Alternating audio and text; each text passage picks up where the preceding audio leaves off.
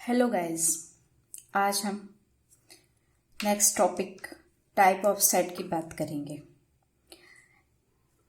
इससे पहले previous class में हमने आपको ये बता चुके हैं कि सेट क्या होते हैं, किस फॉर्म में लिखे जा सकते हैं। रिक्त समुच्चय, एम्प्टी सेट, एक समुच्चय जिसमें एक भी अवयव नहीं होता है रिक्त समुच्चय या शून्य समुच्चय कहलाता है। रिक्त समुच्चय को कैपिटल A इक्वल 5 या कर्ली ब्रैकेट ब्लैंक रहेगा आपका लिख सकते हैं। का एक एग्जाम्पल की बात करूं अगर आपके सामने, तो A equal x such that 1 less than x less than 2, जहाँ x एक प्राकृत संख्या है, यानी x का जो मान आएगा वो 1 से बड़ा होना चाहिए लेकिन 2 से छोटा, और वो भी x एक प्राकृत संख्या हो। प्राकृत संख्या हमें पता है n इक्वल 1 से स्टार्ट होगी अप टू 100 तक चलती रहेगी। तो अगर मैं इस x की जगह 1 लिख नहीं सकती और 2 लिख नहीं सकती, और 1 और 2 के बीच में कोई प्राकृत संख्या हमारे पास आती नहीं है, तो ये हमारा सेट क्या रहेगा? एम्प्टी सेट रहेगा, यानी खाली रहेगा, इसमें कोई एलिमेंट नहीं रहेंगे। तो इसको A equal curly bracket blank या 5 के फॉर्म में लिख सकते हैं। नेक्स्ट, परिमित समुच्चय या फाइनाइट सेट। एक समुच्चय जो रिक्त है अथवा अवयवों की संख्या निश्चित हो तो उसे परिमित समुच्चय कहते हैं, यानी अवयवों की संख्या निश्चित हो या वो रिक्त हो तो वो क्या कहलाता है? Finite set. एग्जाम्पल लूँ अगर इसका, तो सप्ताह के दिनों का समुच्चय। सप्ताह के दिनों का समुच्चय की अगर मैं बात करूँ, सप्ताह में दिन होते हैं 7, यानी फिक्स है, तो ये एक फाइनाइट सेट हुआ। दूसरा एग्जाम्पल की बात करूं, एक वर्ष में महीनों का समुच्चय। महीने भी एक वर्ष में फिक्स है कि 12 ही महीने होंगे, तो हम इसको लिख सकते हैं, ये भी फाइनाइट सेट है। इसी में एक मैं आपसे क्वेश्चन पुटअप करती हूं कि क्या एक रिक्त समुच्चय फाइनाइट समुच्चय हो सकता है? तो और दूसरा क्वेश्चन, क्या एक फाइनाइट समुच्चय रिक्त समुच्चय हो सकता है? तो मेरे दोनों क्वेश्चन वापस रिपीट करती हूँ। पहला, क्या एक रिक्त समुच्चय परिमित समुच्चय हो सकता है? दूसरा क्वेश्चन, क्या एक परिमित समुच्चय रिक्त समुच्चय होता है? इनके आंसर मुझे आप कमेंट करके कमेंट बॉक्स में दीजिए।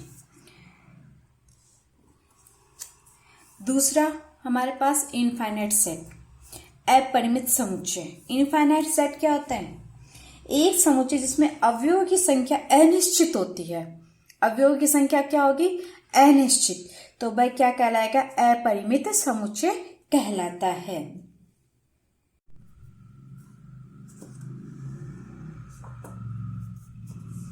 अगर इसमें एग्जाम्पल की बात करूं तो मेरे पास प्राकृत संख्या का समुच्चय एक अपरिमित समुच्चय होगा।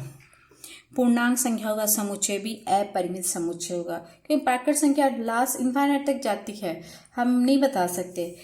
पूर्णांक भी हमारे पास माइनस इनफाइनाइट से प्लस इनफाइनाइट स्टार्ट होते हैं, तो हम इसके बारे में भी नहीं बता सकते हैं। एक नोट करके लिखिए। देखिए, जब समुच्चय को रोस्टर रूप में लिखते हैं, हमने आपको बताया था प्रीवियस क्लास में कि कोई भी समुच्चय है उसको अगर आप रोस्टर रूप में लिखते हो तो वो कैसे लिखते हो कि कर्ली ब्रैकेट लगा के बीच में एलिमेंट लगा दिए, एलिमेंट के बीच में आपने कोमा लगा दी प्रत्येक एलिमेंट के बीच में, तो ये हमारा रोस्टर फॉर्म हो गया।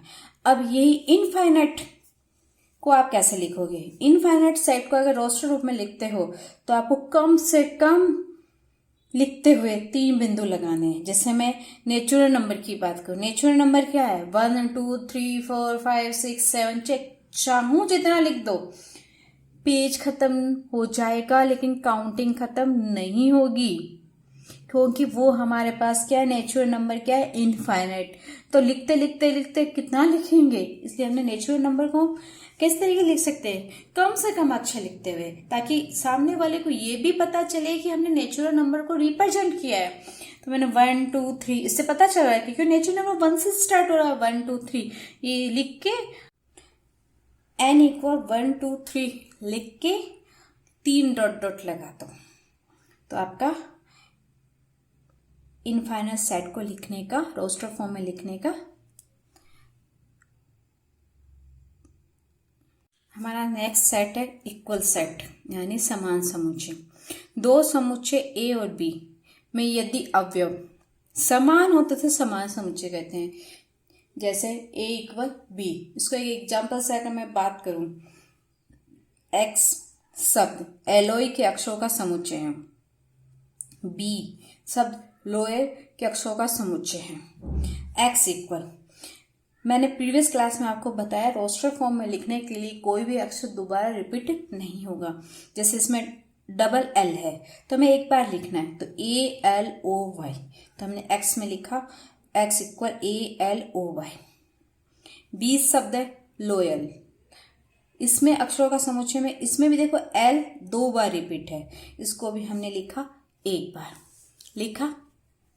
तो ये हमारे पास क्या आ गया, देखो एक्स और बी में देखो एलिमेंट, एक्स में ए है तो बी में भी ए है, इसमें एल है एक्स में तो बी में भी एल है, एक्स में ओ है तो बी में भी ओ है, एक्स में वाई है तो बी में भी वाई है। तो एक्स और बी के एलिमेंट इक्वल है। और वहाँ हमने ये भी कहा था कि क्रम का कोई महत्व नहीं है प्रीवियस क्लास में, कि कोई भी शब्द आप या अक्षर आप व्यक्त करते हो तो उसमें आगे पीछे होने में कोई इफेक्ट नहीं पड़ता।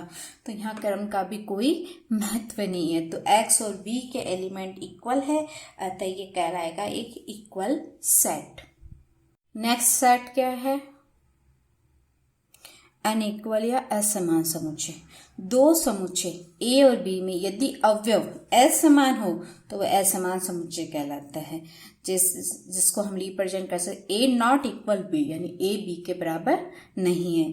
जैसे एक एग्जाम्पल लूं, ए इक्वल, ए हमें क्या दे रखा है, सम प्राकृत संख्याओं का समुच्चय। सम प्राकृत संख्या 2 4 6 डॉट डॉट। बी क्या है हमारे पास, विषम प्राकृत संख्या का समुच्चय। विषम प्राकृत संख्या 1 3 5 डॉट डॉट।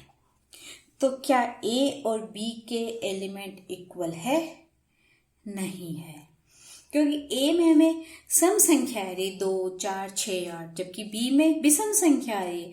तो ए नॉट इक्वल बी यानी ए और बी के एलिमेंट इक्वल नहीं है। अगर ए और बी के एलिमेंट इक्वल नहीं है तो वो क्या हो गया, असमान समुच्चय।